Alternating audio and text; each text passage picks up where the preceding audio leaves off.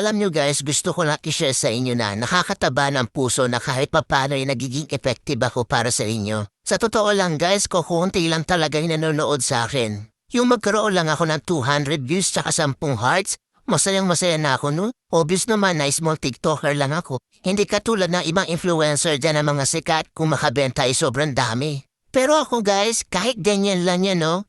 Ang saya-saya, promise. Kahit ganyan lang guys. Feeling ko hindi ako napanghihinaan ng loob.